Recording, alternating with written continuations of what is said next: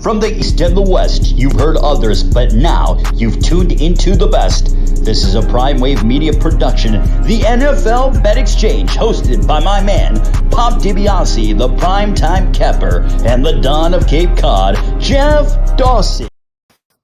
What's up, world? It's the one and only Pop DiBiase, the primetime capper. I'm feeling good. I'm feeling great. I hope you're feeling the same.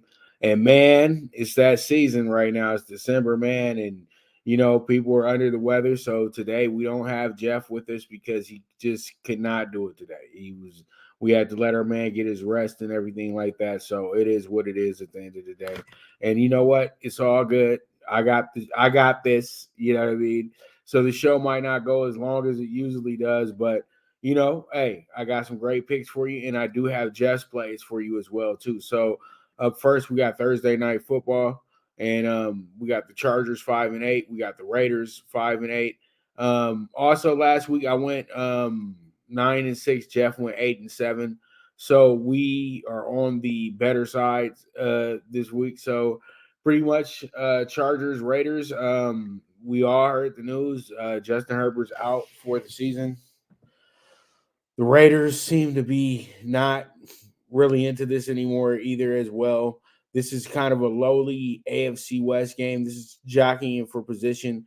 Who wants to be worse because who's chasing the playoff situation? Who's chasing the draft now? These two teams ain't in the playoff race, okay? Let's just nip that in the butt right here. You got a Chargers team that had an opportunity to write their season, cut it to 6-7, go into this Raider game, go 7-7, sheet out, whatever it possibly could have been. And now it looks like the Chargers are going to wind up probably finishing 6-11 at best this year, because I don't see them winning more than one game out this stretch. You know what I mean? Because it gets really tough for the Chargers moving forward.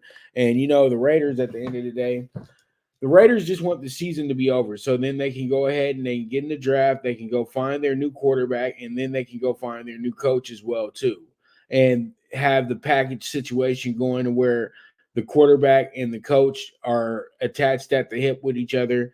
Most likely, there's a good chance, and don't even be surprised by this, that John Gruden possibly comes back and becomes the Raiders coach to go ahead and really finish out that contract that he's still being paid for. So, the Raiders lost 3 in a row. The Chargers have lost their last 4 out of 5. So, yeah, it's just really looks like a doomed situation. So, the way I'm going with this one is I feel like the Chargers are going to figure out a way to shock the Raiders, but I'll take the +3 here on the Chargers just in case there's a close game and they lose by 2 or 2 or 1. You know what I mean? So it is what it is with that. So pretty much Jeff is going to take the Raiders. He feels like the Raiders can go ahead and win at home and do their usual split with the Chargers as well too, because the Chargers and Raiders have split ever since both teams have moved, to their respective cities now. You know what I mean? So, the last 4 years they've had pretty much both teams just, split in the series. So there it is with that. Raiders -150. We move forward from there, and we have ourselves up next. Our next game is going to be this. It's going to be the Vikings and the Bengals. The Vikings come in here 7-6, Bengals 7-6. So pretty much with this one, you have this year, you have the Vikings 7. The Vikings, they're still in good position, but I still think that this team is going to wind up missing the playoffs. I don't know why. And the Bengals have put themselves in position to show the world that they still have a great roster. I told people Jake Browning is a great quarterback. He should have been a first rounder. He could have been developed by several teams that need quarterbacks right now and could have been their starting quarterback. But that's just how silly the NFL is, and that's just how silly the scouting is on the NFL as well too. You got to understand, he was right behind Justin Herbert in the Pac-12 as the best quarterbacks in the conference. And he had a great year. He led his team to a top 5 situation, played in the CFP as well, too. So he is seasoned at leading teams. And, you got Josh Dobbs, a feel-good story. Everybody loves the Josh Dobbs story. He's so feel-good. Guy could work for NASA, but he decides to play in the NFL, blah, blah, blah, blah, blah. Justin Jefferson got hurt again. I don't know how his status is going to be going into Sunday. But, you got a Vikings team that really does need a better quarterback at the end of the day. Josh Dobbs is a great story, but he's not the guy that can deliver you to the playoffs, in my opinion. But they're right here. They're right here. This team struggled. They were 1-4 to start the year off, and now they find themselves 6-2 in their last 8. So, it's a great story. The Vikings are playing, once again, great overall team ball. So this winds up being a game that really does become who wants it the most. And I think that the Bengals do. I think the Bengals are good to win this game by 4 or better. So I'm taking them with the -3.5. Jeff is going to be taking the Vikings in this game with the +4. It looks like a good spot. Hopefully, we can go ahead and get things home here. So we'll see how it goes. We'll see how it shakes out. We move forward from there. We got the Steelers 7-6, Colts 7-6, -3 to the Colts, over under 42. Now I know why the Colts are the favorite, because the Colts have been good at home. The Colts have been good against teams that are not great offensively as well too. But the thing is, though, they're playing against a Steelers team that is a defensive dynamo, and they do know how to turn it on. But it's going to be tough because TJ Watt looks like he's going to be a game time decision, if anything. And pretty much you have a Colts team that is really now in a portion of the season they didn't really expect themselves to be in. When they start Anthony Richardson with the idea that, okay, we'll do good enough to get ourselves a top 15 pick.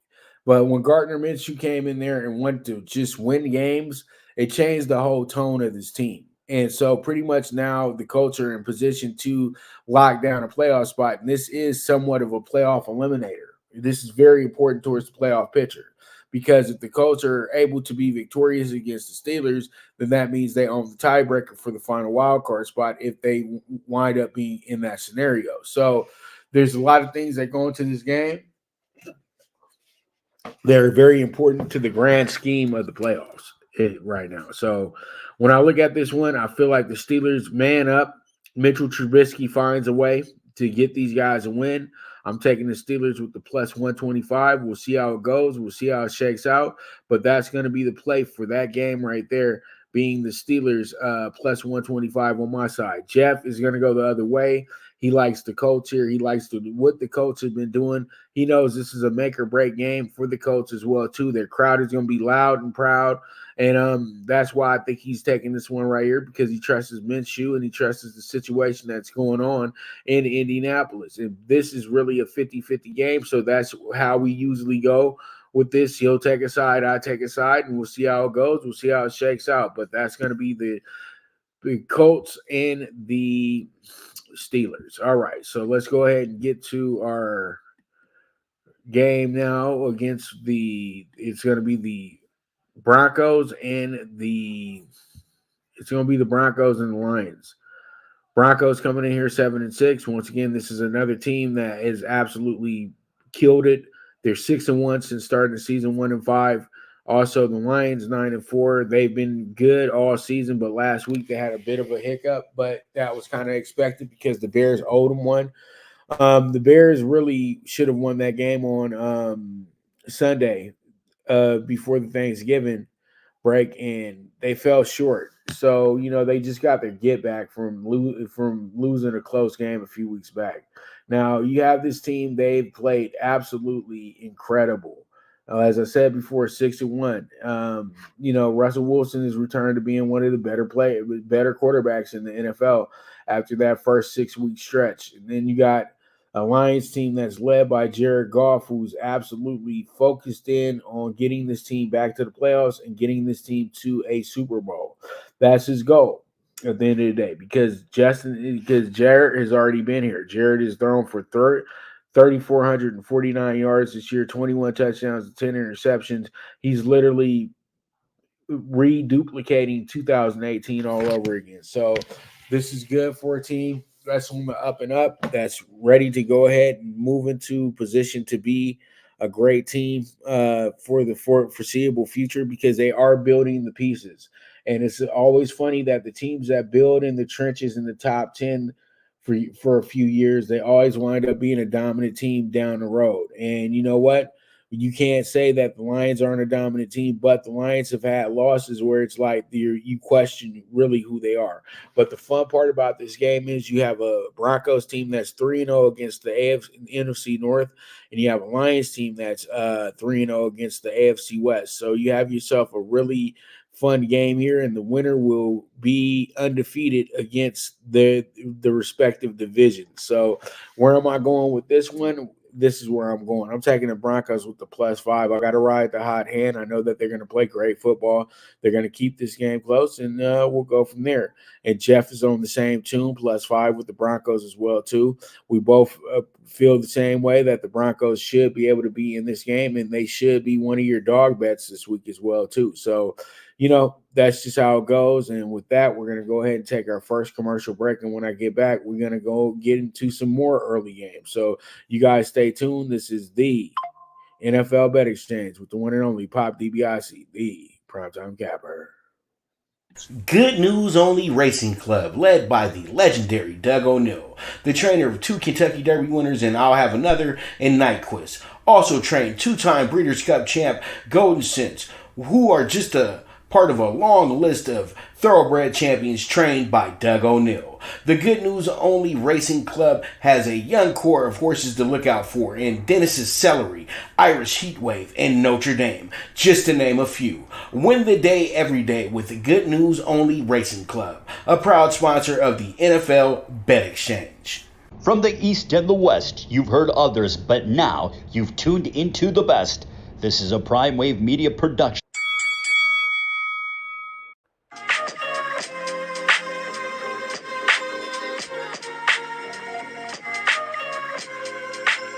Tune into Big Wave Boxing every week with a brand new guest with the one and only Pop DiBiase, the primetime capper, getting the best boxing stories, best boxing angles, and the truth when it all comes down to the sweet science.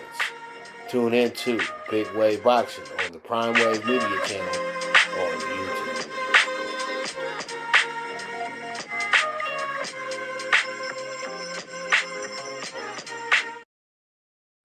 All right, let's jump into it. Our next game up is a doozy. It's a good one. This is going to be the Packers and the Buccaneers. The Packers and the Buccaneers, this one looks like it could be a very, very fun game because you guys coming of age now, man. Jordan Love had a great game, but they just fell short in that matchup with the Giants, who were very determined. That was like a homecoming game for the Giants. You had Giants fans who were really excited because it was a national game. They're on ESPN. They're on ABC. It's Monday Night Football. They really ain't got nothing to lose. DeVito's won 2 in a row. Then he wins 3 in a row on Sunday. So there were a lot of things that went into that game that really made a lot of people excited about what was going on there. The Bucs, on the other hand, had a very emotional win, a very good win as well, too. They wound up getting themselves back into the picture. They actually are sitting atop of the NFC South as well, too. So they're in playoff position. They're looking good. They won their last 2 games in a row. Both were divisional games as well, too. So that helps out a lot. And then you have a Packers team that fresh off of winning 3 in a row, then they lose to the Giants. So this team is confident in what they're doing now, and they're really confident in what they do when they are at home as well, too. This team is playing lights out when it comes to playing at Lambeau, and they haven't had really any issues at Lambeau except for the game against the Lions, who beat them 34-20 on a Thursday night football game. And then they had some issues with Minnesota as well, too. But since then, they haven't lost a game at home. So, this team is really trying to put themselves together the right way. They're 4-2 at the house as well, too. Then they got this game coming up against Tampa Bay. Then they got Carolina, Minnesota, and Chicago to finish up the season. So they have themselves in a position to where they can make the playoffs right now. I think the crucial game for them at this point would be the game that they're going to play against Minnesota. And then Chicago will be, you better have your head on a swivel because they'll upset you. They'll beat you because Chicago doesn't care. They're just like how the Lions were last year when they spoiled Green Bay going to the playoffs. So this year, the same possible thing could happen. Now, the Bucks, on the other hand, this team is looking pretty good moving forward. They've won the games that they've needed to win. You already knew this wasn't going to be a dominant team, but it's crazy how a team can sit up in here and lose 6 out of their last 9 games and still find a way to still be on top of their division. You know what I mean? This is just funny to me. It's so crazy to me because, at one point this team lost 4 games in a row and it kind of didn't matter. So, that's where we're at right now with this team. They got a great win against Atlanta. They got to play against Green Bay this week. Then these last 3 games are going to be tough. You got Jacksonville on Christmas Eve. You got and that's a home game. Then you got New Orleans coming in the next week, and then you have Carolina as well too. So this is going to be a fun little run for them as well too, and they're going to have to take care of their business, and literally they're going to have to win their next 3 out of 4 games at least to even think about the playoffs. Because if they win their next 3 out of 4, they finish 9-8, and I think that's exactly the number you need to win the NFC South. So with this, I'm going to go ahead and go with the home team. I think that the Packers are going to be really too good in this game. I know I'm overspending a little bit on the Packers, but I feel like the game is going to be a little close because I know the Packers are going to be a one-sided bet by a lot of people. And, that's where I'm going with this one. So I'm taking the Packers with the minus at 185.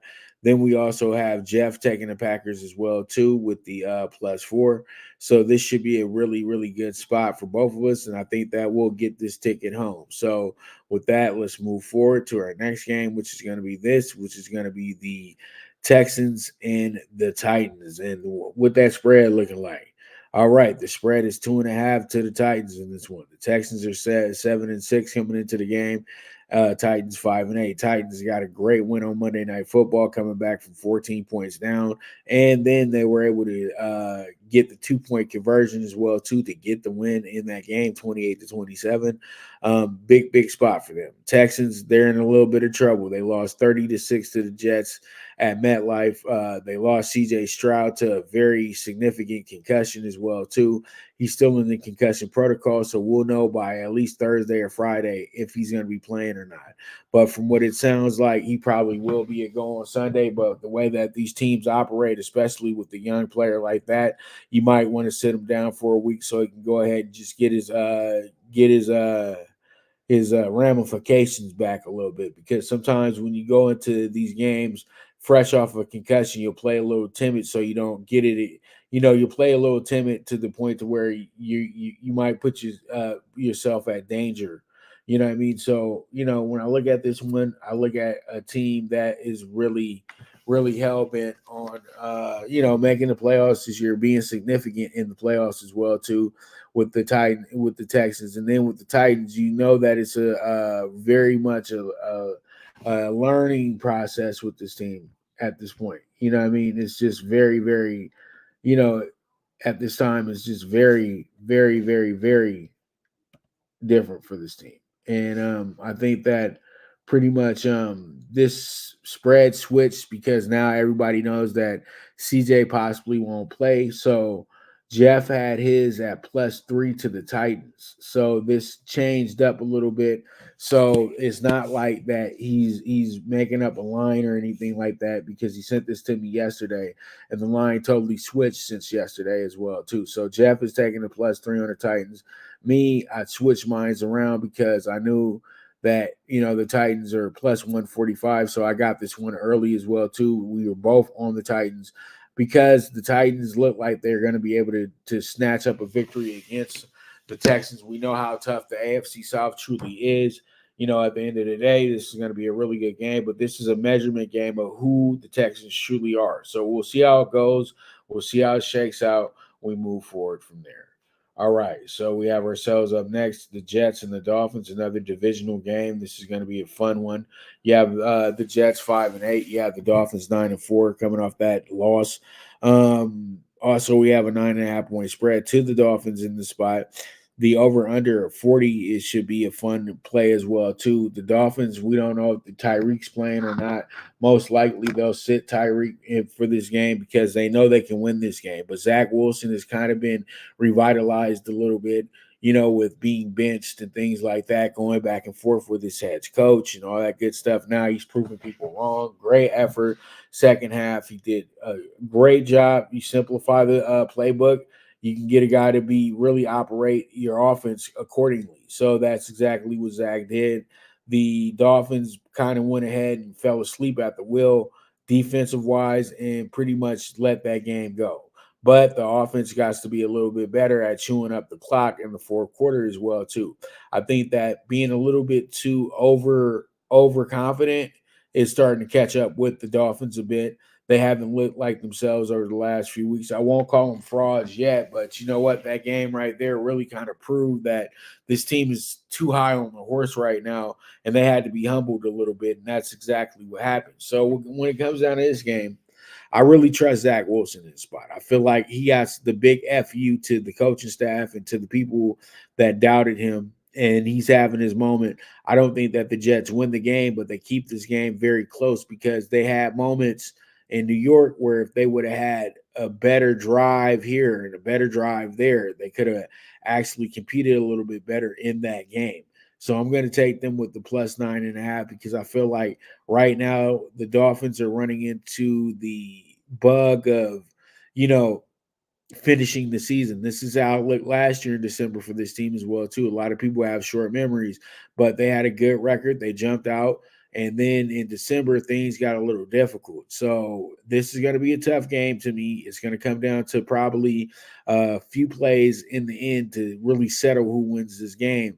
But I'm going to take that 9.5. And Jeff is going to take the 9.5 on the Dolphins. He's fully confident in the Dolphins having another double-digit victory over a mess of a Jets team that possibly could be getting their shit together this week. But we'll see. We will see.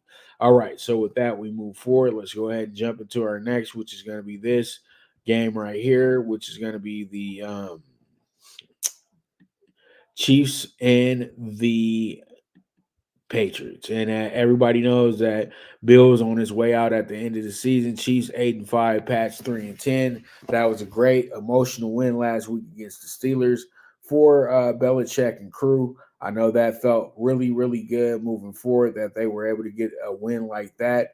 And, that just made everything, a lot easier for everybody during this week, But that was a great win. Zappy Bailey looked great in that game. Zeke Elliott went ahead and turned on went back in time on who Zeke Elliott truly is. And the defense had a great game. They took advantage of a very weak Steelers offense and, things worked out because the play calling with the Steelers was absolutely atrocious until the end of the game. And that's why the game wound up being like that. Now the Chiefs are coming out of a game where they had a trick play call back because their wide receiver was offsides. And Patrick Mahomes had a real fit about that situation. He even said that you can't let down the fans like that, blah, blah, blah, blah, blah. But really, in all senses of the word, his guy was offside. So it doesn't matter what you're talking about. The guy was offsides. You know what I mean? So it is what it is. But the Patriots move on. The Chiefs move on. This would have been a bigger game if the Patriots were a little bit better this year, but they're not. So pretty much when you look at this game, it's going to be a one-sided bet to the Chiefs. Everybody knows that, but let's play it smart here. You got a Patriots team that knows that, hey, we're not that great, but we can go ahead and make these simple plans to really compete in these games. And that's why me and Jeff both are going to go ahead and take the Pats. I'm taking them with the 9.5. I'm not buying up, but Jeff will buy up with the plus 10 on the spot. We'll see how it goes. We'll see how it shakes out. But this looks like it's going to be a great find for the people that are looking for a value play on the spread. And I think that the Patriots are the ones that fit the order. So pretty much with that, we're going to go ahead and take another commercial break. When I get back, we're going to go ahead and jump into the few more late games, and then we're jumping into the afternoon games. So you guys stay tuned. This is the NFL Bet Exchange with the one and only Pop DiBiase, the primetime capper. Now you and your friends can compete in the sport of of Kings and win big with Stable Duel. Get the app, pick your horses, and get in on the thrill of horse racing with daily games competing against other players. Bring home the glory and the cash and move up the annual leaderboard while you leave your competition in the dust. Get in the game with Stable Duel. Play, race, win.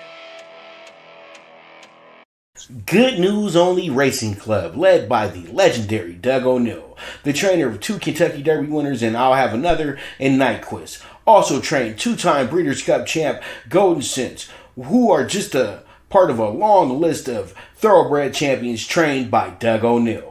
The Good News Only Racing Club has a young core of horses to look out for in Dennis's Celery, Irish Heatwave, and Notre Dame, just to name a few. Win the day every day with the Good News Only Racing Club, a proud sponsor of the NFL Bet Exchange.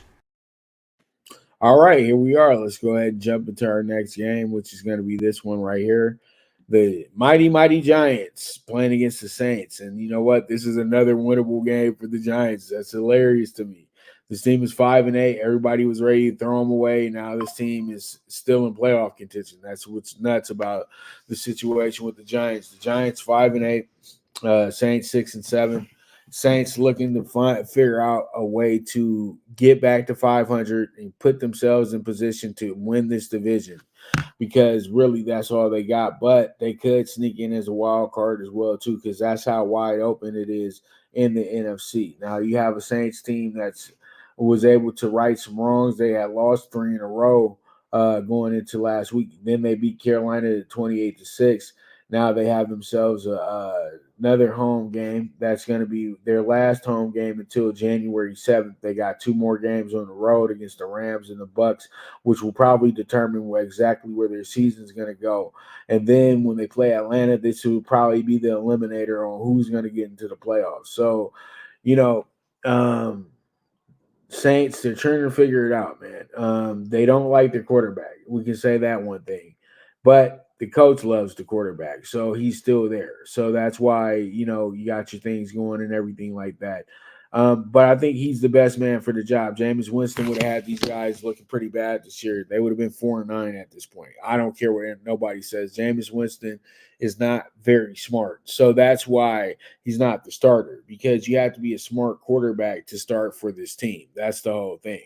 Now, you have a Giants team that's playing on a whim right now. You have Tommy DeVito, who's turned into one of the better stories in the NFL, the quarterback that lives with his parents.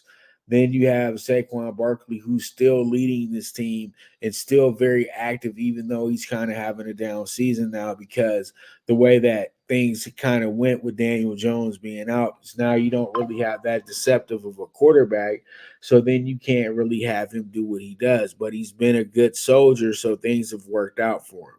So this game is really, really good in hindsight.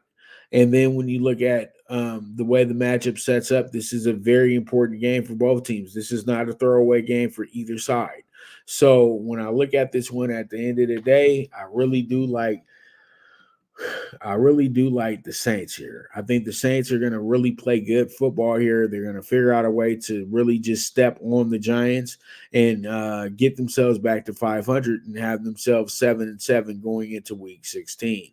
So we have Jeff going with the Giants. He's going to ride the hot hand of the New Yorkers to see if they can go ahead and actually cover this game. This is a good bet because this game will probably find a way to finish winning by 3, but I think the Saints might be good enough to get me a touchdown or better win. So we'll see how it goes. We'll see how it shakes out. We'll move forward from there. All right, so we have ourselves the next matchup coming up, which is the Falcons 6-7, Panthers lowly 1-12. You have a Falcons team that is a 3-point favorite. No, they're not a 3-point favorite, so don't get it twisted. And Falcons this one is easy, man, because Carolina sucks. At the end of the day, they're not good. And I did a lot of cheerleading for Bryce Young, and I don't blame Bryce Young still. But I feel like Bryce Young was drafted by the wrong team. And when I say the wrong team, This team had to go and get Jalen Carter #1 in the draft. Okay, they had no business going and getting a rookie quarterback. This team should have waited a year for, say, somebody like Drake May, who played for North Carolina, or Caleb Williams, or Jaden Daniels. You know what I mean, or even Sam Hartman, and just waited a year for a quarterback. They had Andy Dalton in the fold. They had another veteran in the fold, and they could have just went and ran with that, and they would have been a much better team because of that. And if Bryce Young would have been drafted a little bit later than #1, it says winds up on a team like, say, the Jaguars or somebody like the Falcons or something of that nature, he would have been in a better spot. He would have been able to learn some things, because I think if he would have went to Atlanta, they would have probably waited for him to develop a little bit more 4 games in, and then they'll start him, because they have the right lineup for Bryce Young, because they're deceptive, they love to run, and they're tough. You know what I mean? But at the end of the day, it's not about me talking about Bryce Young and his issues with the Panthers. It's me talking about the Falcons being a team that's absolutely playing out of their pay grade right now. They're playing great football. They just got to figure out how to be consistent at the quarterback position, because everything else is working full throttle for this team.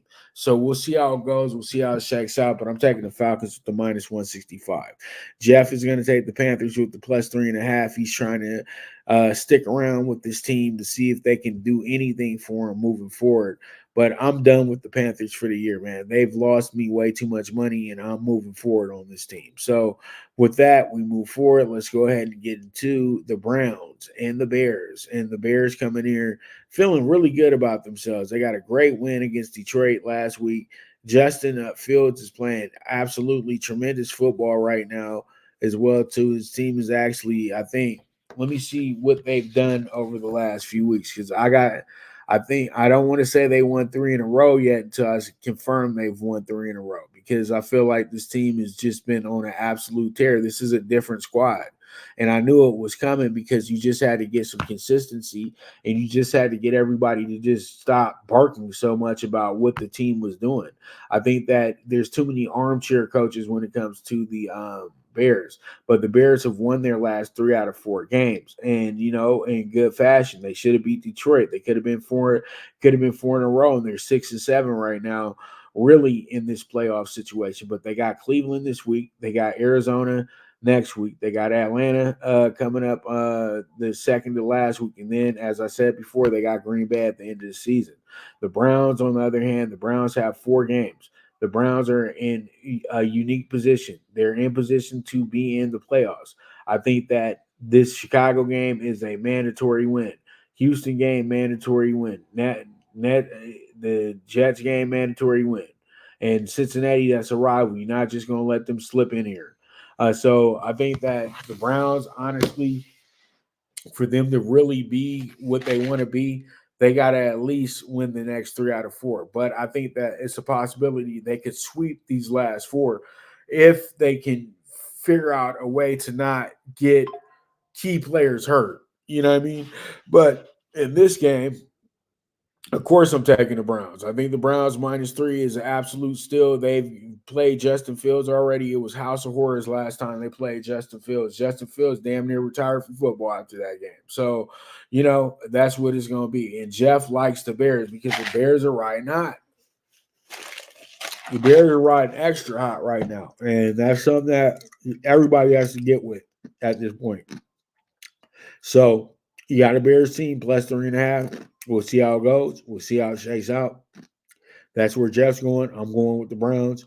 We move forward. This is one of the bigger games of Sunday, because it's an interconference game. And you got 2 teams chasing the playoff situation right now. And the Browns really do need this. This is a must-win situation for the Browns, because right now it's the countdown to 11. Because if they win 11 games, they're in. They win 10 games, they should be in, but we'll see. You know what I mean? So it is what it is. But we move forward. Let's go ahead and jump into our next game, which is going to be a good one. Commanders and the Rams. This one is going to be the final game of the early slate. I mean, the first game of the late slate, actually. And you have a Commanders team 4-9. pretty much fell off the face of the earth. You have the Rams who are 6-7. Commanders just, it was a must needed buy for that team, but that team's been done for a while, man. Let's just keep it real. This team is lost their last 4 in a row. They've lost their last 6 out of 8 as well too. It's just been a bad season for this team overall. They started off the season 2-0. They lost 3 straight. Then they were 3-3, and since that point, they're 1-6. And they're coming off of a bye, so they're going to be a little bit fresher than the Rams, who are dealing with their own aches and pains as well too. But the Rams have stepped into a position to where they are right there to get a playoff spot, and the Rams are rejoicing in that. They had lost 3 in a row. Then they got a bye and have won 3 in a row. They lost to Baltimore last week on an overtime turnover that turned into a pick 6. So this team is in prime position to really go ahead and put themselves back in the conversation for the NFC, because the thing about the Rams is the Rams are probably the one sneaky ass team that can absolutely shake the cart when it comes to the playoff situation. Right now, they're on the outside looking in because guess what? Green Bay owns the tiebreaker from their game when the Rams went to Green Bay a few weeks ago. So now they're ahead of Seattle because they swept Seattle. So this team is looking to try to get themselves back in the hunt, because really falls on what Minnesota's doing right now. And if they can get Minnesota to kind of cooperate with the loss, then they can put themselves back into the picture. But it's going to be a long haul. They're right behind Green Bay. And if this Rams team makes the playoffs, I'm telling you right now, teams like the Eagles, they're in trouble. You know what I mean? Because that's the one team that you don't want to play against in the first round, because they're physical. And Sean McVay is one of the best play callers in the NFL, but they will actually line it up with the Dallas Cowboys from what I'm seeing right now. So we'll see how it goes. We'll see how it shakes out. But when I'm going with this one, I'm taking the Rams with the -6.5. I think the Rams will absolutely crush on the Commanders, who pretty much have kind of quit, in my opinion. I don't think that they really feeling Coach Rivera anymore. You know what I mean? Bieniemy's doing a great job. Great job. Sam Howell, if they weren't 4-9, would be considered an MVP candidate, offensive player of the year candidate, because the guy's absolutely in fuego when it comes to being a great passer and getting all these yards and everything like that. So whoever has him in fantasy, I know despite the interceptions, he's been good to you. So you have yourself me and Jeff both going with the Rams on this spot. I'm going to see how it goes. I'm going to see how it shakes out, but that's where we're going with this one. And that's going to be the kickoff to our late games right there. And so with that, we're going to go ahead and take one last break. And when I get back, we're going to break down the 2 big games of Sunday afternoon. And then we're going to go ahead and break down the national games on for Monday Night Football and Sunday Night Football. So you guys stay tuned. This is the Premier Sports Betting Show. It's the NFL Bet Exchange. Man, I'm without my partner today. I'm a little under the weather as well too. So hopefully we can go ahead and break it on down for these last 4. So you guys stay tuned. This is the NFL Bet Exchange. Good News Only Racing Club, led by the legendary Doug O'Neill, the trainer of 2 Kentucky Derby winners, and I'll have another in Nyquist. Also trained 2-time Breeders' Cup champ Golden Sense, who are just a part of a long list of thoroughbred champions trained by Doug O'Neill. The Good News Only Racing Club has a young core of horses to look out for in Dennis's Celery, Irish Heatwave, and Notre Dame, just to name a few. Win the day every day with the Good News Only Racing Club, a proud sponsor of the NFL Bet Exchange. From the East and the West, you've heard others, but now you've tuned into the best. This is a Prime Wave Media production.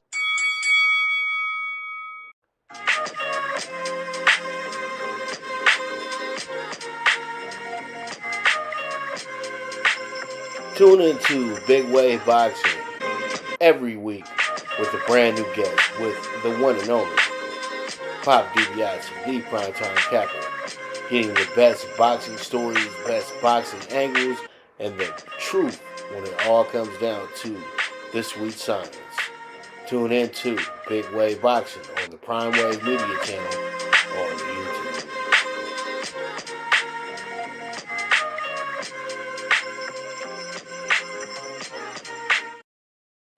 All right, we're back with the NFL Bet Exchange. Let's go ahead and jump into our next game, which is going to be the number one team in the NFL, I guess, right now. The San Francisco 49ers, 10-3. Pretty much it was crazy. At one point, this team was 5-3 on the season. They won their last 5 in a row after losing 3 in a row at that point. You have a Cardinals team that's absolutely been better than they were the first 8 weeks of the season. They've been able to manage to get some good wins. They got a good win over the Steelers, and they almost beat the Texans as well, too.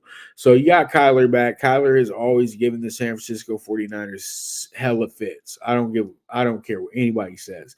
Kyler has always been an issue for this team. They didn't have Kyler the first time that they played against them, but the funny thing was Josh Dobbs was able to finagle a lead against this San Francisco defense as well, too. So I think when you have a guy like Kyler Murray, he's going to be a little bit more of a gamer for you. And nobody wants to say this, but the Cardinals defense has played very good football this year.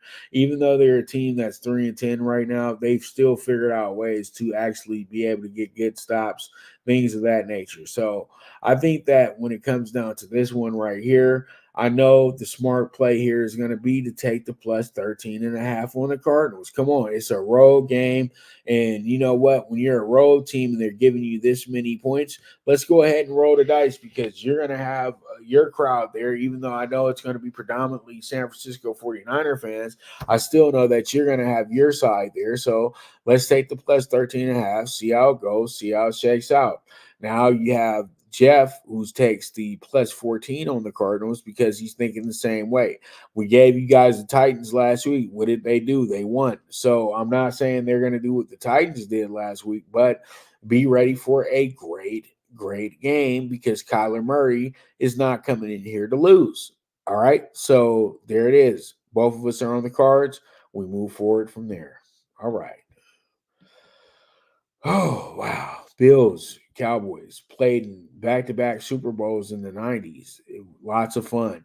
You got a Bills team that's desperate right now. They're really in a no-lose situation. You have yourselves a Cowboy team that's trying to maintain the lead in the NFC East right now after destroying the Eagles. So pretty much they're in the lead. They're in the catbird seat. And it's funny because they're here because they have the tiebreaker over the Jets of all teams. You know what I mean? So, the Eagles lost to the Jets. The Cowboys blew them out. But this game right here, Cowboys back on the road. They're playing in Buffalo. It's going to be cold, and they know that they're going to bring a lot of fans to the table here because Cowboys fans travel very, very, very, very strongly, even though these people already live in the city where these teams play at. So pretty much with that, you have a Cowboys team that knows they got to keep trucking, they got to keep moving because they do have an opportunity to possibly be the number one team in the NFC. So they're looking at this as a playoff situation. The Bills, on the other hand, this is a must win. They know they got to win. They're 7-6. They're trying to put themselves back in the playoff hunt because they are a few games behind a lot of teams right now. And so if they were able to get a win here and pretty much, other teams who look like they're going to lose this week wind up losing, they'll be back in the playoff hunt. You know what I mean? They'll be right there as a 7th or a 6th, but they got to keep winning games. And I looked at the schedule and I said they can win all 4. I told you guys a few weeks ago, I think they'll win their last 5 games this season. People thought I was crazy. Now we're sitting here and they've already knocked out the Chiefs out of that situation. You know what I mean? Now you got the Cowboys, who are a little bit more of an upgrade roster-wise than the Chiefs, but they're the same hype. So, hey, you can do what you do with them. And then you got the Chargers coming up the week after. And the Chargers now don't have their starting quarterback. So, it's the season's getting really, really, really fun for these guys. And then, they got Miami at the end of the year. So, this is going to be a lot of fun moving forward. So, with that, where I'm going with this one, I'm taking the Bills, man. The Bills are the team that is the most desperate here.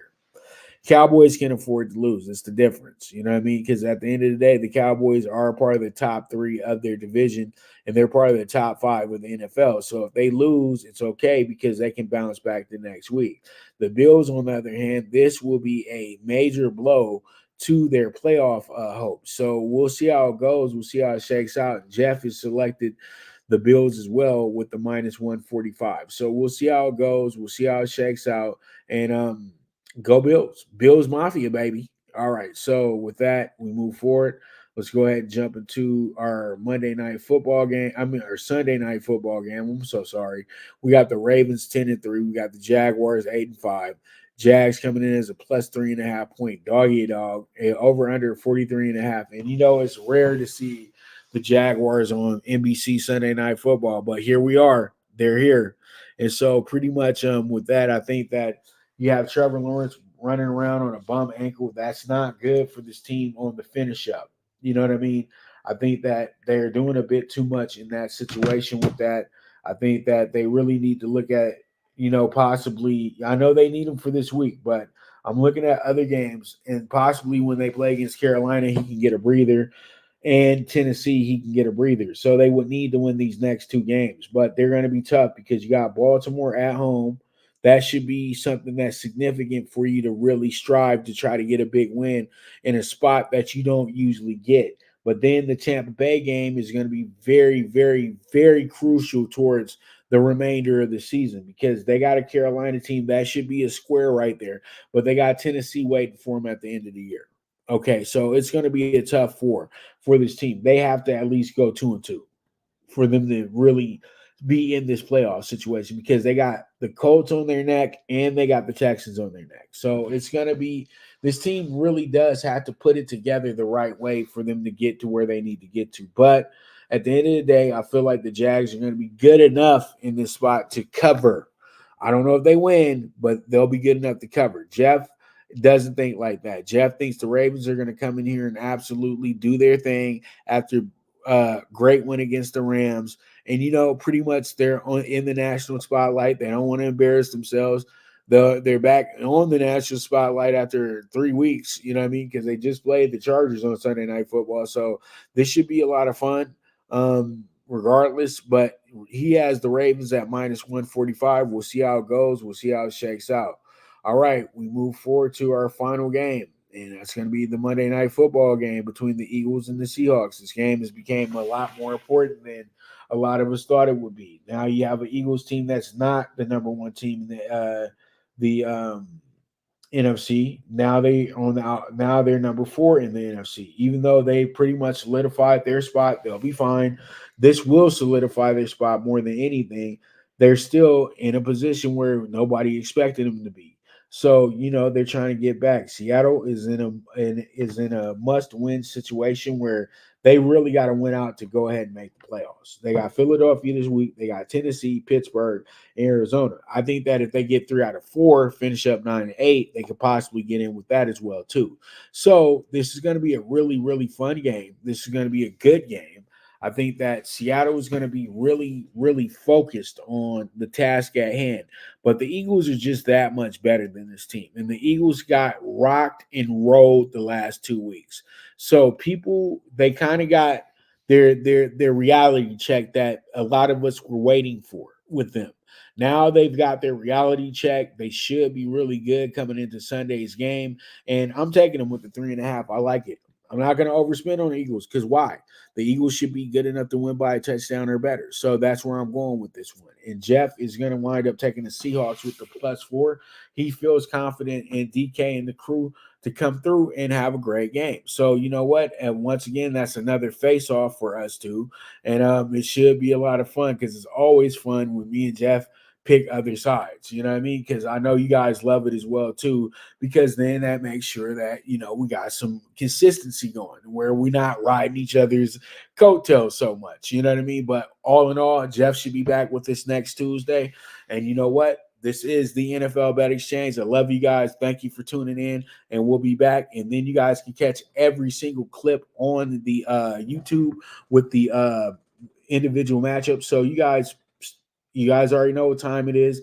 This is the NFL Bet Exchange with your host, the one and only Pop DiBiase, and in present and in spirit, our other host, my man, the Don of Cape Cod, Jeff Dawson, will be back fully in tune. The team will be back next week, and that's what we will do. So you guys have a beautiful week, a beautiful day, and I bid adieu. Toodles. Thank you for tuning in to the NFL Bet Exchange, where the sharpest bets are laid. This show was produced by the Prime Wave Media Group.